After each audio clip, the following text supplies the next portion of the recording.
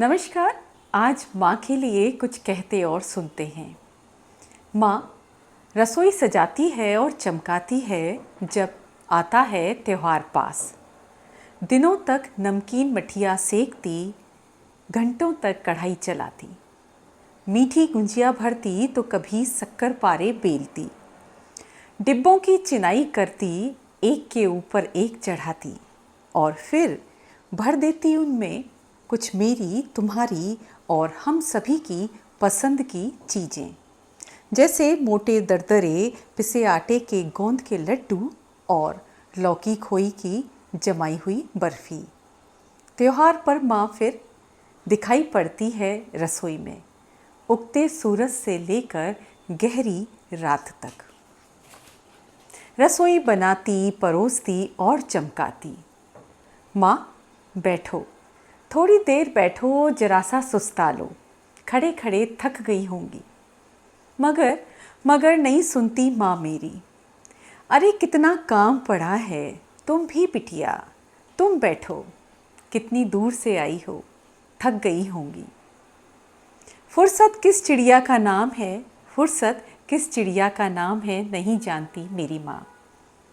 मेहमान का सलीका करना है ना, कहकर उलझ जाती माँ फिर से रसोई की कहानी में। फिर कढ़ाई चढ़ाती, पुए छानती और करती ठंडी खीर से मेहमान का सलीका। त्योहार के बाद माँ फिर से रसोई बनाती, बांध कर देती घर का खाना।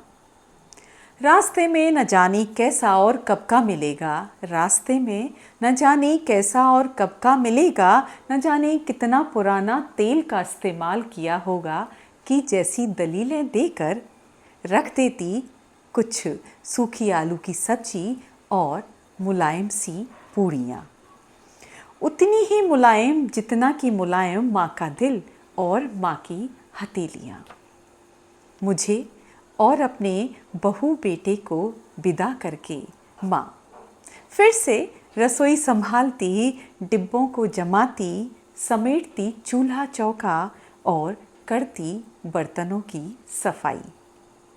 नए कांच के कप जिन्हें अपने मेहमान की खातिर बड़े बाजार से खरीदा था, अखबार में लगाकर रखती। बिस्तरों की सिलवटों को मिटाती, साटन वाली गुलाबी चादर और वो सुंदर सा पीतल का पानदान जिसे माँ की माँ ने दिया था, माँ को संभाल कर रखती अपने लोहे के बक्स में।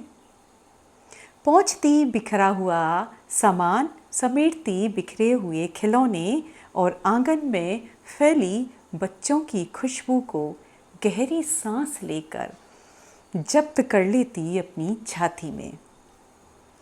घर की बैठक में महकती हमारी बतियाहट को, घर की बैठक में महकती हमारी बतियाहट को दिल में संभाल कर रखती और ज़रूरत पड़ने पर पिता के साथ खरसती हौले हौले। बैठती जरा पल भर को, अकड़ी कमर को कुछ सीधा करती और फिर चली जाती माँ रसोई में। आने वाले त्योहार की फिर से करती तैयारी। माँ, मेरी माँ त्योहार रसोई में ही मनाती। धन्यवाद।